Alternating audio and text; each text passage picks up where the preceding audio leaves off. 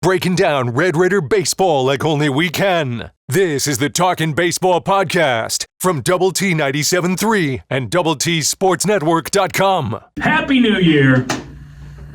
Welcome into this year's version, first one in 2025 of Talkin Baseball alongside Jamie Lent. I'm Choice Woodman. This one brought to you by Andrews Brothers. And Jamie, we got plenty of things to get into as we're just a little over a month away from the season. Less than 40 days. I'm excited. We've got quite a few road games up front. We'll get into all that stuff over the coming weeks. But baseball starts for fans in February, but it starts basically right now for the team. What's that January schedule look like for the team right now? Yeah, it's really already started, Choice. Many of the players on campus, they're beginning individual workouts. They can't have full team workouts yet. It's kind of surprising how late it goes, but they're individual workouts. So by individual group workouts, that might be just, maybe 2 or 3 shortstops together, your second baseman or outfielders group, whatever. Coach Tadlock and the coaching staff, they can't coach the whole team as a whole up until Saturday, January 25th. And it seems like that's crazy that there's not much time, but that's the same for everybody across college baseball. Sure. So basically you have, 2.5 to 3 weeks when you can have which we can start having scrimmages and full team practices.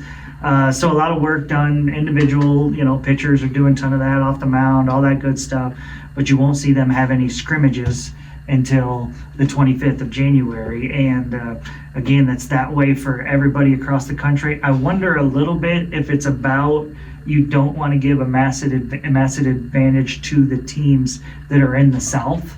Yeah. If that's the reason for that. I bet that's part of it. I bet another part of it is baseball coaches out there. Not everybody's this way, but some of them you have to protect them against themselves when it comes to pitchers and that sort of thing, wearing pitchers down. And if you let them scrimmage at the beginning of January, they'll probably be scrimmaging at the beginning of January. Yeah, so guys have some time to kind of ease their way into it before those scrimmages start late in the month. And those scrimmages are important because that's going to go a long way in determining who's playing where and who's getting starting nods and who's backing up and all of those things as you get ready for that February 14th opener across college baseball. Yeah, and Texas Tech's February 14th opener, of course, will be on the road at Chapel Hill, North Carolina. And you mentioned there, these are important for competitions and figuring things out. Let's go there next. Competitions. You've got several on this team trying to figure out who's playing where. And there's really not a whole lot that's just set in stone on this team. There's a few spots where you feel pretty confident, like Dylan Maxey's probably your starting catcher, those sorts of things. But you look around the horn, look around the infield, and there's quite a few competitions going on. Yeah, I think all 3 bags in the infield are important. Like you said, Dylan Maxey, I feel like he over Davis Rivers right now at the catcher position. Yeah. He's just the more complete player, but I think you're still going to see Davis Rivers a bunch, and that may be as a DH, some catcher, maybe even possibly first base because of his big left-handed bat. Yeah. And you're going to want to see him in the lineup a lot. So, but beyond that, first base, second base, third base, I think all of those positions are wide open at this point. And we'll start at first base. You've got Robin Villanueva there, and Villanueva's the transfer from Tennessee, big power bat. He had played at Weatherford Junior College previously, NJCAA All-American a couple years, led the country in homers and RBIs. This guy's got big-time power potential. And as I've told you before, I think he's the best defensive first baseman the Red Raiders have had since Eric Gutierrez, and so that's really saying something. So he's got plenty of potential. He's kind of a high risk, high reward guy, where there's some strikeouts in the mix too, and you want to see him be able to put the ball in play a little bit more. But I mean, big time power, big time run producer. That has major potential for the Red Raiders. So some similarities there with what you had in the last couple of years with Gavin Cash in terms of big power, but a better glove. Much better glove. Yeah. Yes, much better glove. So you're hoping that he's able to hit for a good enough average and be patient at the plate to get himself in some opportunities where he can really move on pitches and drive in runs. And if that's the case, he's going to be a big factor for you. But you've got another guy in Peyton Scholes, who's a transfer from Cal, that can play either first or third base. who is really good defensively as well, solid, good team leader, probably doesn't have quite the raw power, but puts the ball in play more. Yeah. Still has plenty of power, a double-digit home run guy last year at Cal. And this is a really quality player as well. So you've got, to me, it's those two guys really fighting for that number one spot over there. As I mentioned earlier, a guy like Davis Rivers could be in the mix there, playing some first base as well, because of what he can do at the plate. As you know, we've heard the saying before: if you can hit, Coach Tadlock will find a spot for you to stand. And so, that's a big factor. I remember once asking Coach Tadlock, I think it was maybe after Gutierrez had left, I'm like, okay, what are you looking for in your next first baseman? And expecting something about defense or whatever. And he said, a guy who can drive in a lot of runs and hit homers. Right. And so clearly that's what you want over there. We all know defense matters. Defense matters. It surely helps. At first base, you save so many errors, you make plays, you take away hits, all of the above. Villanueva has been really impressive doing that so far, or he was in the fall, I should say, and so we'll see if he's able to do that. So I mentioned Strolls there at first, same thing, and he's in the mix over at third base. Yeah. And you love players that can play multiple positions and are versatile and can really help a roster with that versatility, and so you can, on any given day, you might say, okay, well, I just want to get my hottest bats in the lineup or whatever, and so you're playing the guy that's the hottest, and so if he can play multiple positions, I think that's massive, and Strolls is one of those guys.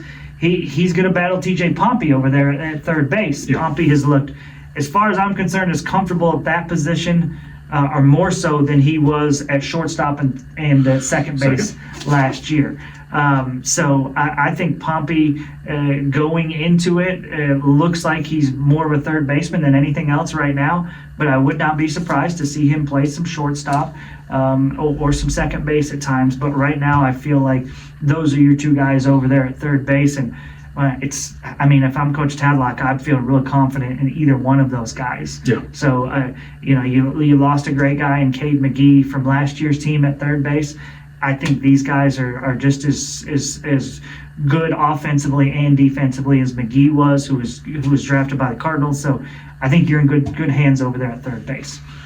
What about second base? Second base is an interesting one because, we saw last year where Damian Bravo played outfield for the first 2 years of his career, also pitched in the first year of his career. But he'd been primarily an outfielder, and then in the fall, a few weeks into camp, Coach Tadlock brought Bravo in to play second base. He's even said that, when they first saw Bravo and started recruiting him, he was playing infield at the time, and they really liked him as an infielder. Feels like the opportunity is there for him to play at the next level at that position. There is nothing that he did defensively that made you think, oh man, I don't know if he can handle the position. He looked good, and he also mashed the entire fall. I mean, dude was crushing it. So again, this is a situation where you're looking for, okay, maybe my other second baseman is struggling offensively. I can bring Bravo in to play at second base, or maybe my other second baseman's killing it. Well, I'll bring Bravo and put him back in the outfield and left field. Yeah. And so you're able to get the hottest bats in the lineup when you need them. The other second baseman is Antonelli Sabater, who's a transfer from the junior college ranks. And Sabater was solid in the fall, and then we got to the red and black series, and he was amazing. Yeah. He was the best hitter on the field for either team. Ball in play, almost every at bat, he's hitting for power as far as a lot of. He had an inside the park homer, but doubles, triples, whatever. Kind of a leadoff type hitter, a shorter guy. But man, he packs a punch in his left-handed bat, and just the way he played in the fall and the red and black series, you're thinking to yourself, man, it's going to be hard for Coach Tadlock to keep him off the field, right? And so there's the question there. Both guys are playing really well, hitting the ball really well, and so you probably will see a little bit of Bravo playing both infield and outfield, but I definitely think you'll see him at second base some, and if he's not in there, I think Sabater looked great, and you have the opportunity to get him in the lineup with his speed and all the things that he does. Just a really impressive baseball player. He's a guy that last year struck out only 8 times for the entire season. And so this is a guy that's going to is really going to put pressure on defense with his speed, his bunting ability, his hitting ability. It's a ball and play all the time. On the base pass, he's going to wreak havoc, and a really, really good defender at second base too. So a lot of good options there as well. Yeah, competition tends to breed success, and you get a lot of competition on the infield. We'll go through some of those position battles in the outfield as well as pitching over the coming weeks. But one thing we want to look at before we finish this up, Jamie, is you've got some new faces in the Big 12. Sure. Obviously, with the new teams coming over from Pac-12 and otherwise. So what does that look like from a baseball perspective coming into the season? Okay, so a lot of things change, a lot of things stay the same. You're at a 30-game schedule again, right, just like you were last year. Actually, the Red Raiders only played 29 because the last one got rained out against Oklahoma State. But 30-game schedule means you're playing 10 3-game series against Big 12 foes. Last year, you just missed 2 teams. This year, you're missing 3 teams. Right. Remember, we now have 16 teams in the Big 12, but we only have 14 baseball teams because Colorado does not play baseball. So, way too much math for me. Yeah, so Iowa State, Colorado, they don't get to have fun during baseball season like the other schools do. So anyway, so you've got 14 teams. That means you'll miss 3 teams. You won't play 3 teams. We figured it out at one point. Your Red Raiders aren't playing Kansas, Oklahoma State, and Utah, I think, are the 3 teams that Texas Tech is not playing this year. So, and then get to the conference championship, the tournament. 12 teams get in, top 12. So that means 2 teams are left out. Yeah, that's a fascinating thing in and of itself. And single elimination. Yeah. It's going to make for so weird, more intense, I think, Big 12 tournament. Yeah, I think because teams have to be all in, right off the bat, and it's going to make for some quick trips for some teams. Oh, absolutely. A little bit disappointing, but at the same time, the way I feel like it had been in the past, where it kind of drug on, and you could tell that there were teams that really weren't wanting to be there. Absolutely. Yeah, I'm a fan of this. I know it's not what you normally see in baseball. Agreed. But I kind of like it. So there's that side of it. And then, like you mentioned, Joyce, three new teams coming in, and you lose Texas and Oklahoma. They finished 1st and 3rd in the conference last year. So obviously those are really good baseball programs. Oklahoma is the last couple of years has been really, really good, and we all know about the history and tradition with Texas. And so those are big time teams. The dynamic's going to change a little bit, but you're bringing in some schools that I feel like are really good at baseball as well. I mean, Arizona, if you look at the preseason rankings that just came out earlier this week, Arizona's the highest ranked Big 12 team at number 12 by perfect game. Yeah. So clearly that's a team that you expect is going to be in the mix for the Big 12 championship. They won the Pac-12 regular season and postseason last year, got to host a regional, went 2-and-barbecue in their own regional, so that wasn't good. But this is a really good Arizona team. They returned 3 different hitters that hit over 300 last year. Their shortstop, Mason White, 305, 19 homers, 65 RBI. He's coming back. Yep. You would expect him to be one of the best players in the Big 12 conference. But they've been to the postseason 4 straight years. They've won 4 national championships. This is a perennial power across college baseball.